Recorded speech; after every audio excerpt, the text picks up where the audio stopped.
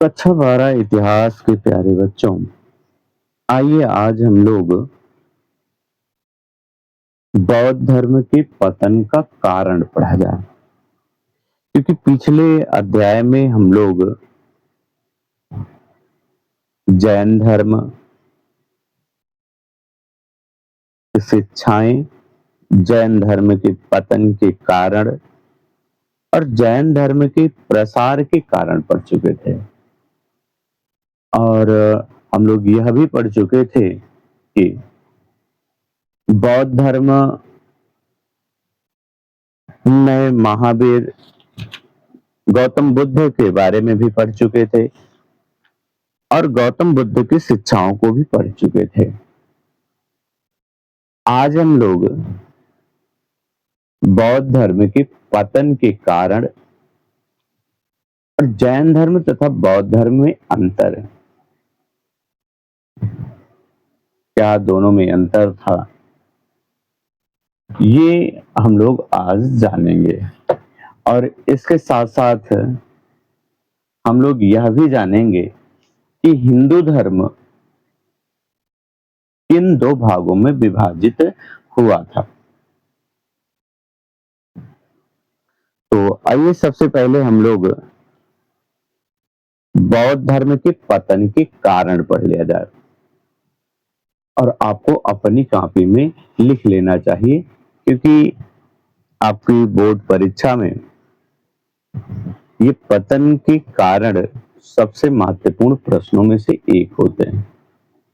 प्यारे बच्चों, यदि आप चैनल पर पहली बार आए हैं तो चैनल को सब्सक्राइब कर लीजिए, लाइक कर लीजिए और अपने प्यारे मित्रों को भी शेयर कर दीजिए।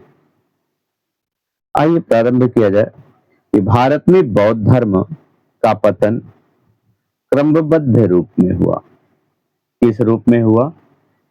तो क्रमबद्ध रूप में हुआ।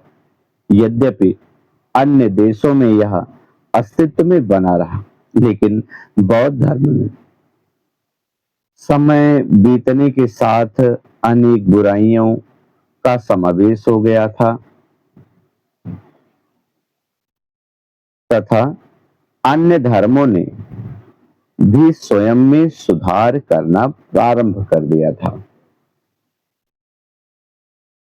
ये इतना लिखने के बाद आप पहली हेडिंग डालेंगे, भिक्षु भिक्षु भिक्षु भिक्षुड़ियों में भ्रष्टता। पहली हेडिंग क्या डालेंगे आप? तो पहली हेडिंग आप डालिए भिक्षु भिक्षुड़ियों में भ्रष्टता। ये सबसे महत्वपूर्ण कारणों में से यदि कहा जाए तो एक था, क्योंकि भिक्षु और भिक्षुड़ियों में जो भ्रष्टता व्याप्त हुई थी, उसके कारण भी आपका बौद्ध धर्म का पतन हुआ। आइए देखा जाए कि आपको क्या लिखना चाहिए अपनी कॉपी पे। बौद्ध धर्म में सम्मिलित भिक्षु एवं भिक्षुड़ियों ना, या भिक्षु एवं भिक्षुड़ी धीरे धीरे भ्रष्ट हो गए थे। ये व्यभिचार और अनाचार करने लगे थे, जिससे यह धर्म पतन की ओर उन्मुख हुआ। यानी इनमें क्या हुआ? व्यभिचार और अनाचार व्याप्त हो गया था, जिसके कारण इनका पतन प्रारंभ हुआ। अब दूसरी हेडिंग आप डालेंगे विभिन्न संप्रदायों में विभाजन, क्योंकि पीछे आप पढ़ चुके हैं कि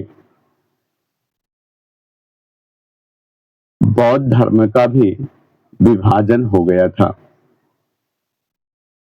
और वह विभाजन हुआ किसमें था, ये आप पढ़ चुके हैं। किसमें हुआ था?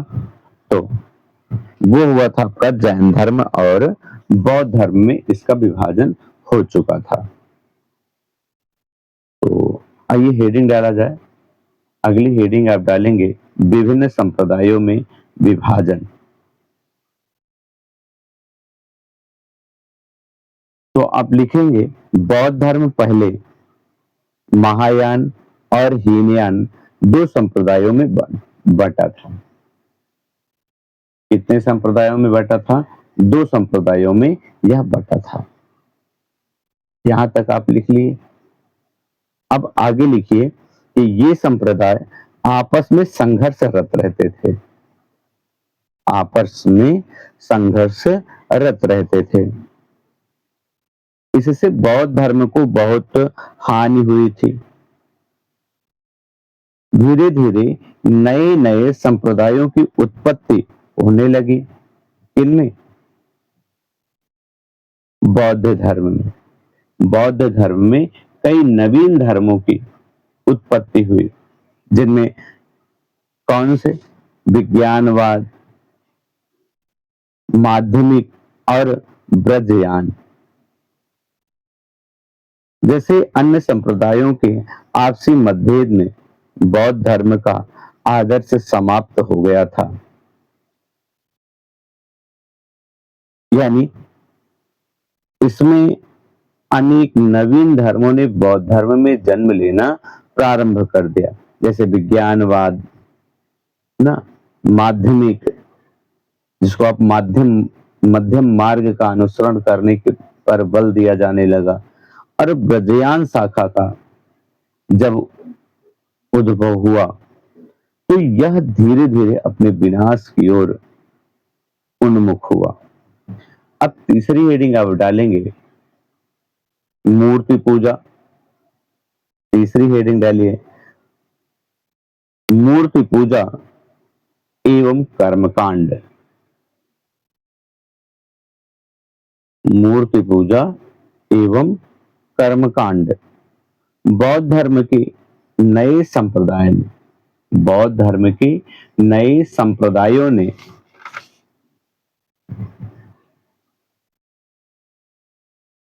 मूर्ति पूजा को अपना लिया।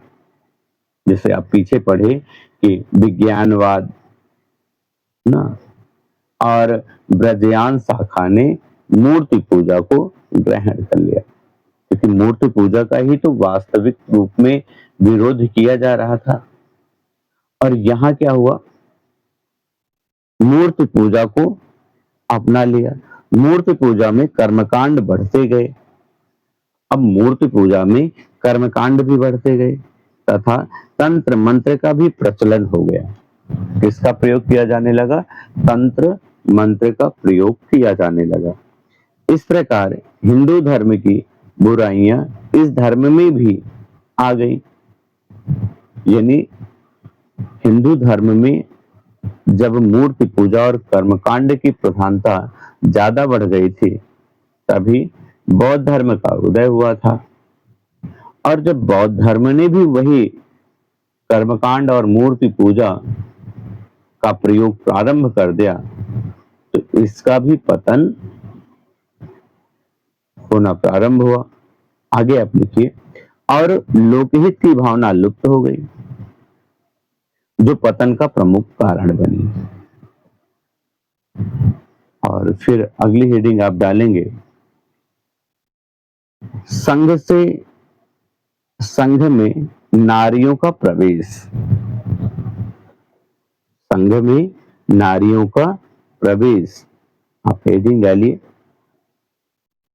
आपको याद होगा कि पढ़ते समय हम लोग पढ़े थे अपनी क्लास में कि महात्मा बुद्ध ने नारियों के संगम में प्रवेश नहीं दिया था, जबकि आनंद के विशेष आग्रह पर, या ये कह लीजिए कि आनंद के कारण ही संघ में महिलाओं के प्रवेश प्रारंभ हुए थे। और पहला, यदि महिलाओं के प्रवेश में कहा जाए कि पहली ऐसी कौन सी भिक्षुणी थी जिसने संघ में प्रवेश किया था, तो वो गौतमी थी। कौन थी? गौतमी। हेडिंग आप डाले हैं संघ में नारियों का प्रवेश। इसमें लिखिए आप कि बौद्ध संघों में नारी की उपस्थिति भी पतन का कारण बनी। यानी बौद्ध धर्म में जो नारियों की उपस्थिति थी या संघ में नारियों का जो प्रवेश था वह भी क्या हुआ, पतन का कारण बनी। स्वयं महात्मा बुद्ध ने भी स्वीकार किया था कि संघ में नारियों के भिक्षुणी बन जाने पर यह संघ अब शीघ्र ही समाप्त हो जाएगा। यानी महात्मा बुद्ध भी यह मानते थे कि यदि संघ में नारियों का प्रवेश हुआ तो यह धर्म शीघ्र ही समाप्त हो जाएगा। महात्मा बुद्ध के बाद संघ में नारियों की उपस्थिति से अनाचार फैला था। यानी जब महात्मा बुद्ध तक तो ये सब कुछ ठीक ठाक रहा, लेकिन महात्मा बुद्ध की मृत्यु के पश्चात संघ में नारियों की उपस्थिति से क्या फैल गया, अनाचार फैल गया। आइए आगे लिखा जाए, संस्कृत भाषा को अपनाना। बौद्ध धर्म ने क्या किया, संस्कृत भाषा को अपना लिया। और वेदों की भाषा क्या थी, तो संस्कृत ही थी। संस्कृत से आम जन तक या संस्कृत की कठिनता के कारण ही जब लोग उसमें उस धर्म को या कह लीजिए कि उसमें मूर्ति पूजा या कर्मकांड की प्रधानता के कारण ही लोगों ने इसे स्वीकार किया था। लेकिन यहां भी क्या होने लगे, अभी आप लिखे थे मूर्ति पूजा एवं कर्मकांड, और उसके बाद फिर देखिए आगे लिखना है संस्कृत भाषा को अपनाना। तो यहाँ क्या किया जा रहा है, संस्कृत भाषा को फिर से अपना लिया जा रहा है। यानी वही चीजें हो रही हैं जिसके लिए आप वहां से, या ये कह लीजिए कि सीधा सीधा हिंदू धर्म को छोड़ करके आप बौद्ध धर्म में प्रवेश किए थे।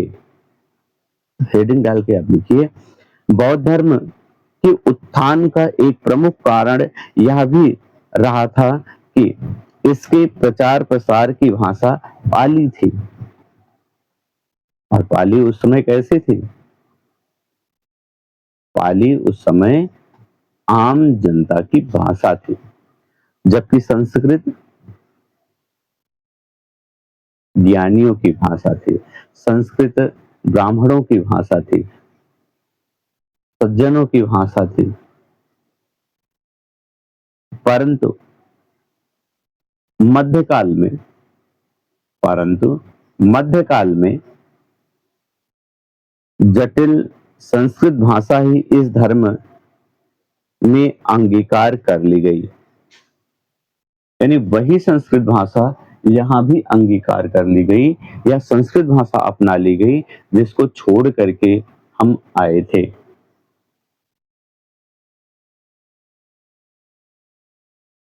आइए अगली हेडिंग लिखी जाए कि राजकीय संरक्षण की कमी।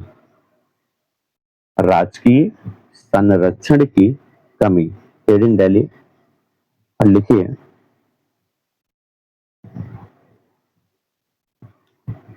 बौद्ध धर्म को प्रारंभ में कई शताब्दियों तक राजाओं का संरक्षण प्राप्त हुआ था। बौद्ध धर्म में, या ऐसा कहा जाए कि बौद्ध धर्म को प्रारंभ में कई राजाओं का संरक्षण प्राप्त था, चाहे वो कनिष्क हो, चाहे वो अशोक हो या फिर कालाशोक हो, सबने संरक्षण दिया था।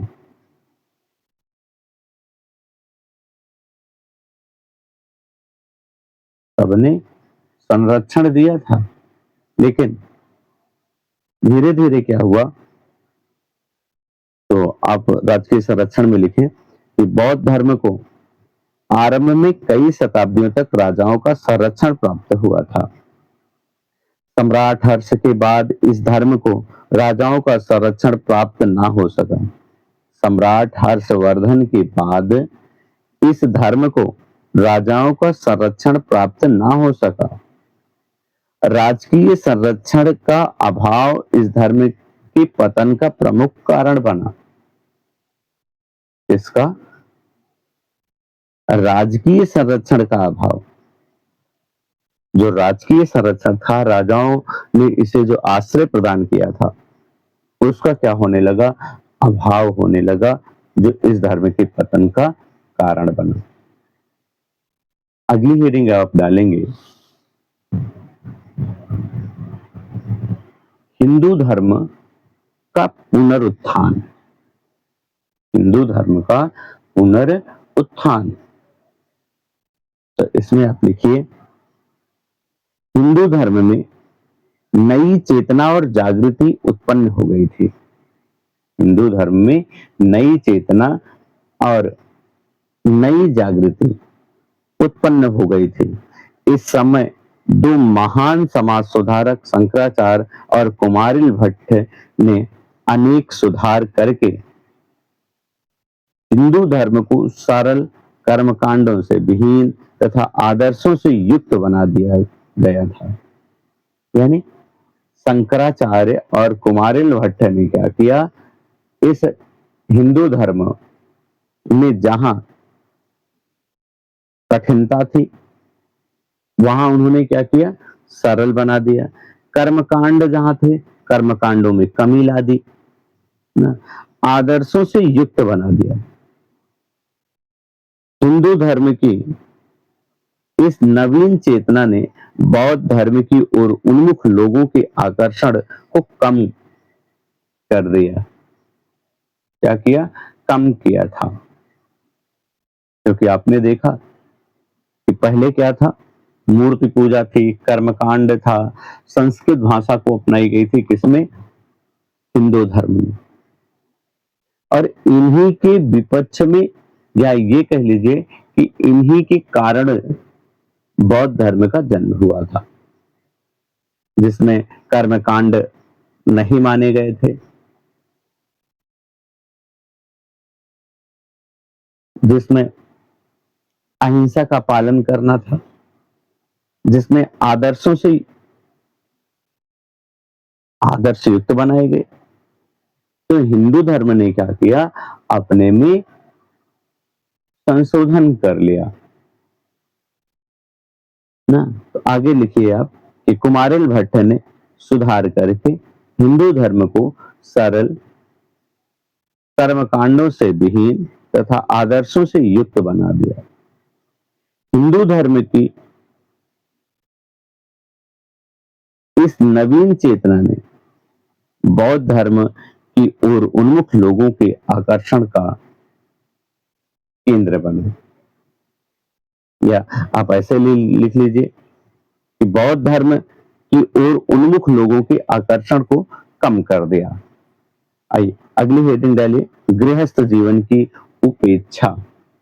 क्या लिखना है, गृहस्थ जीवन की उपेक्षा। बौद्ध धर्म ग्रहण करने वाले लोग गृहस्थ जीवन को त्याग कर भिक्षु बनने लगे। आप ही बताइए, यदि समस्त लोग बौद्ध धर्म स्वीकार कर लेंगे, बौद्ध भिक्षु ही बन जाएंगे, तो इस संसार के नियमों का पालन कौन करेगा।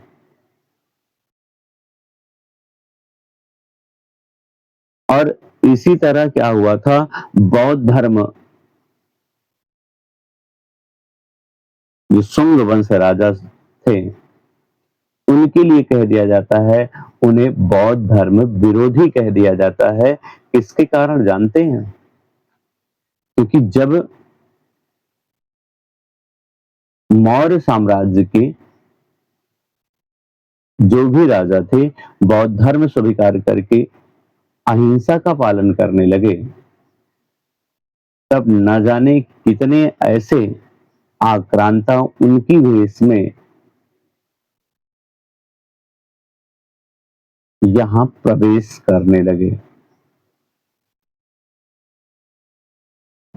जिसके कारण शुंग वंश के राजा पुष्यमित्र शुंग ने तलवार उठाई थी और उन्हें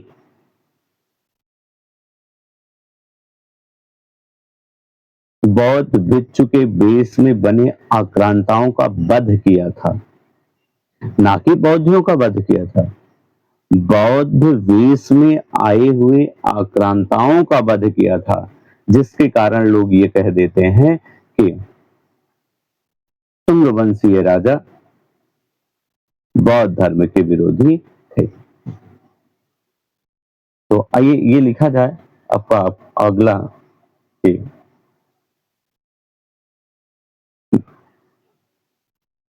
गृहस्थ जीवन की उपेक्षा। बौद्ध धर्म ग्रहण करने वाले लोग गृहस्थ जीवन को त्याग कर भिक्षु बनने लगे। इससे सामाजिक जीवन असंतुलित हो गया। हष्ट-पुष्ट लोग जो समाज की सेवा कर सकते थे, गेरुआ वस्त्र पहनकर भिक्षु बनकर इधर-उधर भ्रमण करने लगे, जिसके कारण बौद्ध धर्म पतन की गर्त में विलीन हो गया। और आगे लिखेंगे नास्तिकता। हेडिंग डालिए नास्तिकता। बुद्ध किसी देवता या ईश्वर के अस्तित्व में विश्वास नहीं करते थे। बुद्ध किसी देवता या ईश्वर के इस अस्तित्व में विश्वास नहीं करते थे, जबकि साधारण मनुष्य की यह धारणा थी कि उसके अच्छे बुरे कर्मों को भगवान देख रहा है, अतः बुरे कार्य करते हुए वह डरता है तथा मूर्ति पूजा, आराधना, उपासना करके मन में संतोष का अनुभव करता है। बौद्ध धर्म की नास्तिकता ही पतन का प्रमुख कारण बनी। और सबसे यदि महत्वपूर्ण कहा जाए तो आपका ये विदेशी आक्रमण। बौद्ध धर्म के पतन में विदेशियों के आक्रमण का भी अधिक योगदान रहा। बौद्ध धर्म के पतन के कारणों में इसका विदेशियों के आक्रमणों का अधिक योगदान रहा। पहले हूणों के आक्रमण हुए, पहले किसके? हूणों के आक्रमण हुए ना। फिर कहा जाए शुंग वंशीय राजाओं के आक्रमण हुए। तो लिखिए आप, हूणों के आक्रमणों ने बौद्ध संस्कृति का विनाश किया और फिर तुर्कों के आक्रमण ने भी धर्म को अपार क्षति पहुंचाई। यानी पहले हूण, तुर्क और फिर नवीन धर्म के उदय ने क्या किया? बौद्ध धर्म को पतन की ओर उन्मुख किया। पैराग्राफ चेंज करके आप लिखेंगे अनेक भिक्षु और भिक्षुणियों को अपनी जान बचाकर तिब्बत और नेपाल भागना पड़ा। कहा? तिब्बत और नेपाल भागना पड़ा। तुर्कों द्वारा नालंदा, विक्रमशिला और इंदपुरी के महान बौद्ध विहारों को नष्ट भ्रष्ट कर दिया गया। यह स्थिति भी इस धर्म के पतन का प्रमुख कारण बनी। अब आप जैन धर्म और बौद्ध धर्म दोनों पढ़ चुके हैं। जैन धर्म और बौद्ध धर्म आप दोनों पढ़ चुके। अब आपको बतानी है कि जैन धर्म और बौद्ध धर्म में क्या समानता थी। जैन धर्म और बौद्ध धर्म में क्या समानता थी और क्या असमानता थी। आपके पेपर में पूछा जाता है कि जैन धर्म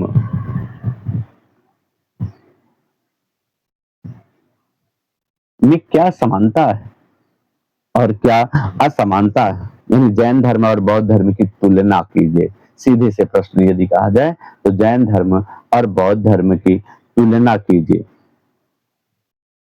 तो आइए पहले समानता देख लिया जाए, फिर असमानता देखा जाए। समानता में आपको लिखना चाहिए कि दोनों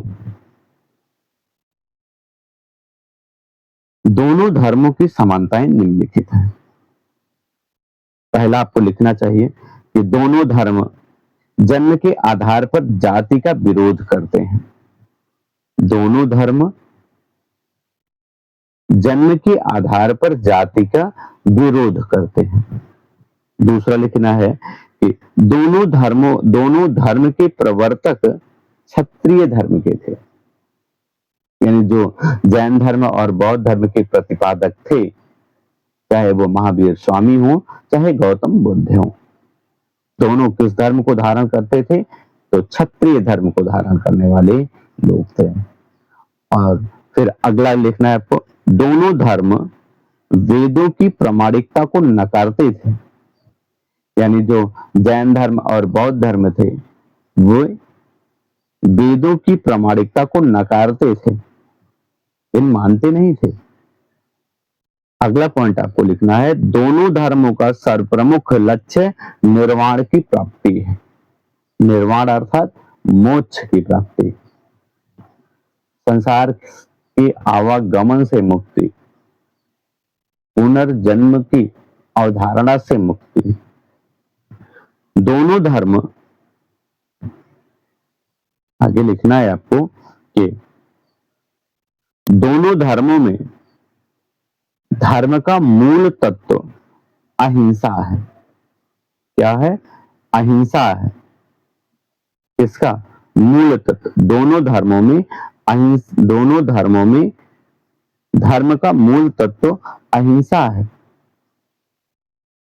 दोनों धर्मों ने सांसारिक त्याग पर बल दिया। किस पे बल दिया है? सांसारिक त्याग पर बल दिया है। और फिर आगे आपको लिखनी है कि दोनों धर्मों ने कर्मकांड का विरोध करते थे। या ऐसे आप लिख लीजिए कि दोनों धर्म कर्मकांडों का विरोध करते थे। दोनों धर्म कर्मकांडों का विरोध करते थे। दोनों ही धर्मों की तत्कालिक राजाओं का आश्रय तथा सहायता प्राप्त हुई थी। यानी उस समय के जो राजा थे उन्होंने क्या किया था? जैन धर्म और बौद्ध धर्म को संरक्षण प्रदान किया था। चलिए असमानता देख लिया जाए, क्या असमानता थी। और प्यारे बच्चों, यदि आप चैनल पर पहली बार आए हैं तो चैनल को सब्सक्राइब कर लीजिए, बेल आइकन दबा लीजिए ताकि आपको नोटिफिकेशन मिलता रहे, लाइक की बटन दबाना ना भूलें। तो असमानता लिखने से पहले यदि वीडियो आपको अच्छा लग रहा है, यदि वीडियो आपके ज्ञानवर्धक है, यदि आप उस अंक दिलाने वाला लगता है तो आपको लाइक कर लेना चाहिए और अपने मित्रों को भी शेयर कर दीजिए ताकि उन्हें भी यह प्राप्त हो सके। असमानता क्या थी? दोनों धर्मों की असमानताएं निम्नलिखित हैं। देखिए, जैन धर्म आत्मावादी है जबकि बौद्ध धर्म अनात्मावादी है। दूसरे में लिखना है, जैन धर्म साहित्य आगम और बौद्ध धर्म का साहित्य त्रिपिटक है। कौन है? त्रिपिटक है। फिर आगे लिखना है कि जैन धर्म कैसा था? जैन धर्म अहिंसावादी है जबकि बौद्ध धर्म मध्यम मार्गीय है। यहां यदि आप देखें, जैन धर्म अहिंसावादी है जबकि बौद्ध धर्म मध्यम मार्ग का चुनाव करता है। और अगले पॉइंट के रूप में आप लिखेंगे कि जैन धर्म के अनुसार मोक्ष मृत्यु के पश्चात संभव है और बौद्ध धर्म के अनुसार निर्वाण इसी जन्म में संभव है। बौद्ध धर्म कहता है कि बौद्ध धर्म के अनुसार निर्वाण इसी जन्म में संभव है। जैन धर्म में तीर्थंकरों की उपासना जबकि बौद्ध धर्म में बुद्ध एवं बोधिसत्वों की उपासना की जाती है। क्या की जाती है?